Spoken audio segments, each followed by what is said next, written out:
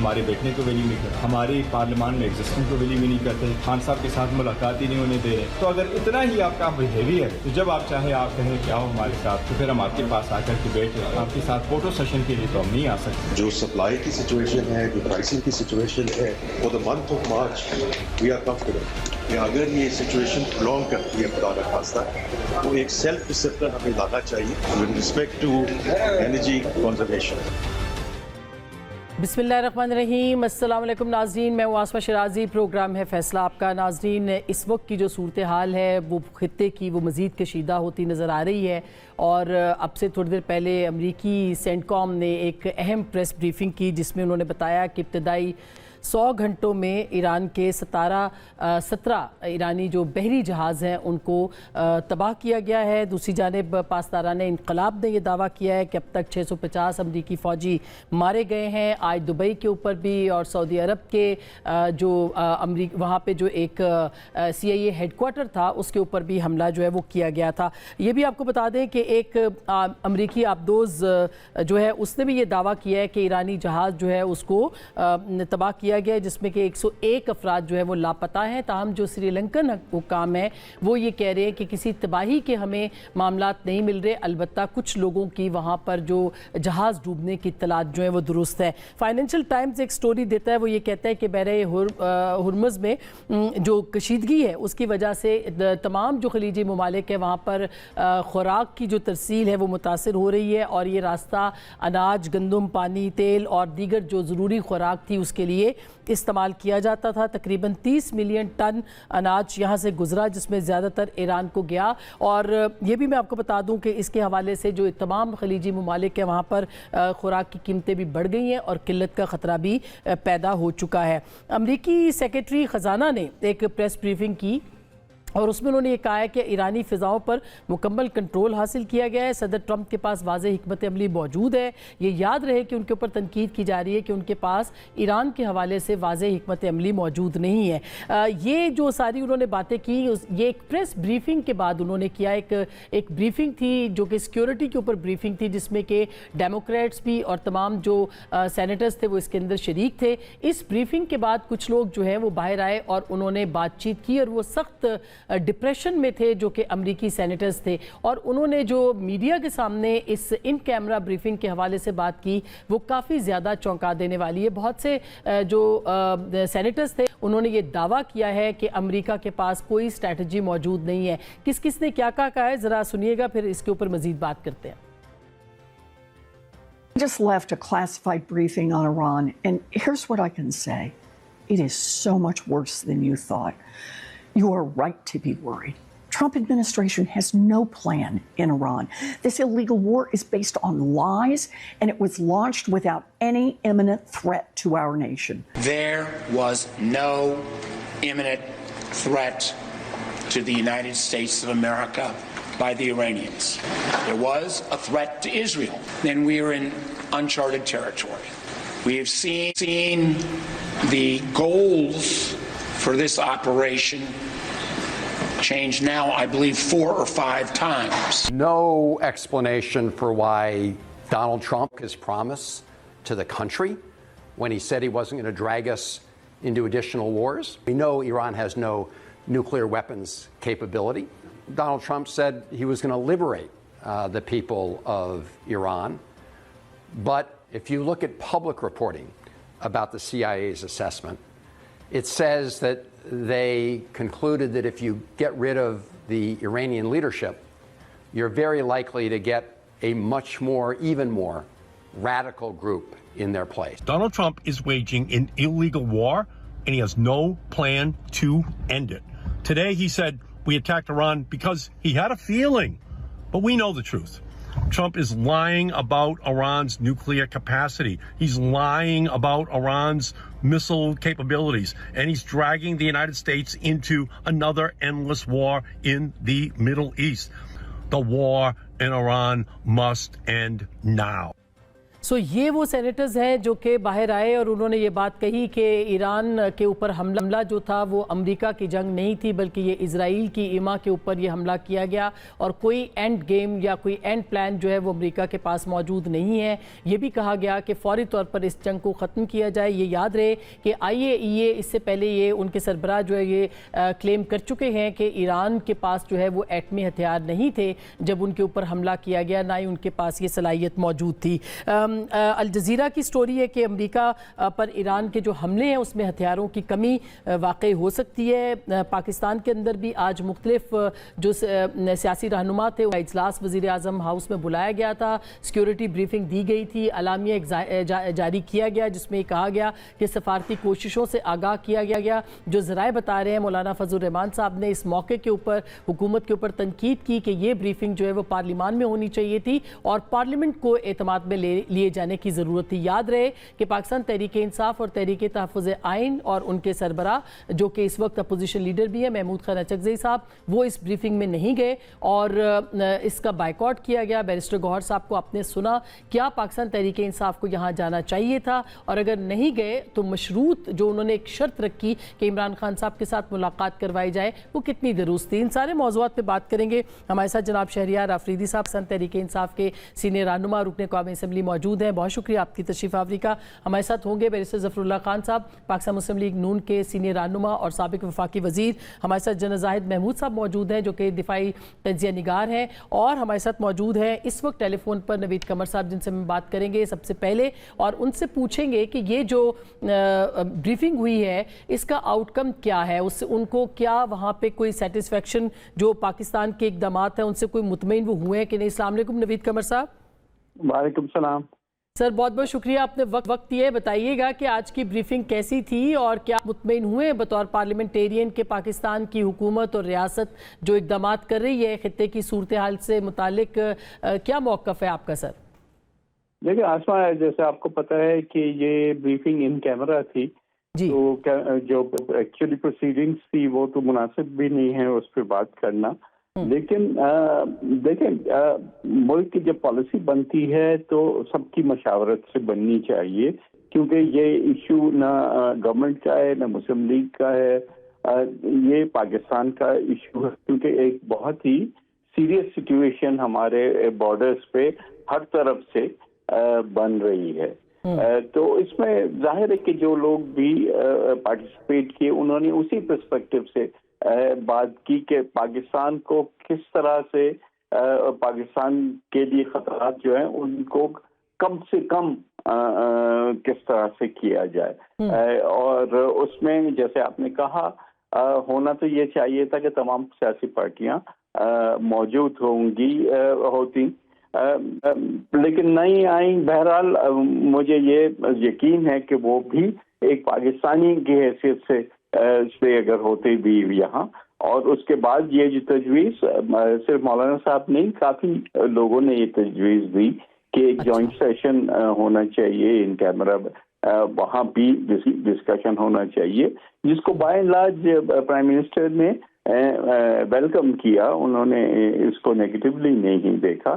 تو میرا خیال ہے کہ وہ لارجر کنسنسس وہاں بھی ہونا چاہیے. باقی اب ظاہر ہے کہ ایک صورتحال ایسی ہے جو کہ لمحہ تبدیل ہو رہی ہے, اور ہمیں اپنے جو سچویشن ہے اس پہ بالکل کڑی نظر بھی رکھنی ہے, اور ہر وقت گورنمنٹ کے لیے بھی یہ گائیڈنس رکھنی ہے کہ پاکستان اس سارے سیناریوں میں اگر بہتر نہیں ہو سکتا تو کم از کم اس کی بچت ہوتی رہے. بالکل نوید قمر صاحب, جیسے ظاہر ہے کہ اس کی جو ظاہر حساس معلومات ہیں اس کے اوپر تو ہم تفصیلات میں نہ جا سکتے ہیں نہ جائیں گے, لیکن over all as a politician آپ کو کیا لگتا ہے کہ اس وقت کرنا کیا چاہیے امیجیٹلی؟ ایک تو پارلیمنٹ کا سیشن آپ نے کہا پرائم منسٹر نے ایگری کیا کہ جوائنٹ سیشن جو ہے وہ ان کیمرہ ہونا چاہیے, لیکن اس کے ساتھ ساتھ آپ کو کیا لگتا ہے کہ کون سے اقدامات فوراً لینے ہیں؟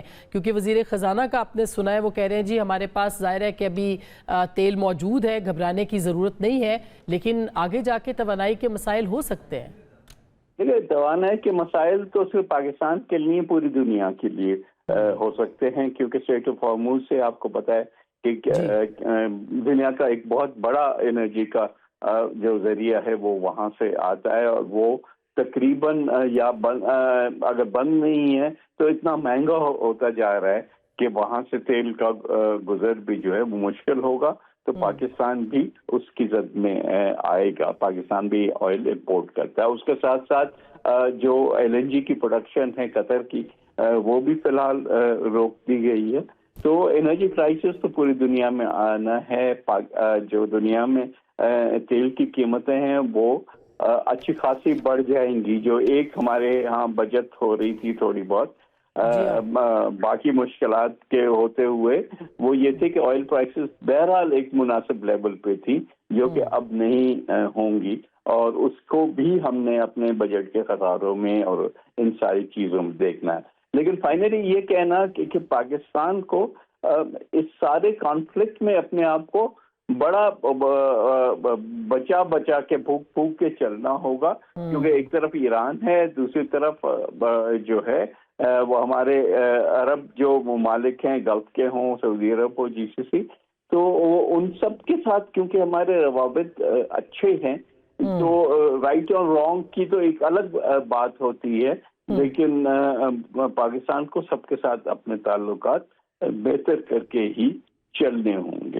سر کوئکلی میں یہ بھی جان لوں آپ سے، چونکہ آپ سابق وزیر خزانہ بھی رہے ہیں، UAE کے ساتھ ہمارے $2 ارب ہیں جو کہ رول اوور ہونے ہیں، وہ ابھی تک درمیان میں ہیں معاملات، یہ جنگ چھڑ چکی ہے، تو کیا آپ کو اس کے کیا امکانات نظر آ رہے ہیں؟ ظاہر ہے ہمیں اس کی بھی ضرورت ہے، اور دوسری جانب دو مسلمان اسما وہ ایک ایسی چیز تھی جس سے ہم اپنا بجٹ ڈیفیسٹ جو ہے اس کو ود ان کنٹرول، اور IMF کی جو شرائط ہیں ان کے تابع رکھ رہے تھے، لیکن آج کی صورتحال مختلف ہے جو کہ آج سے ایک ہفتہ پہلے کی تھی، تو ظاہر ہے کہ ہم نے اپنے نمبرز کو بھی دیکھنا ہوگا اور IMF سے بھی بات کرنی ہوگی کہ اگر یہ نہ بھی ہو سکے کہ UAE خود اپنے ایک طریقے سے جنگ کی حالت میں آ جائے، کیا یہ وہ افورڈ کر سکے گا نہیں، تو اس کو ہم نے اس کو بھی اور دوسرے آپشنز کو بھی دیکھنا ہوگا۔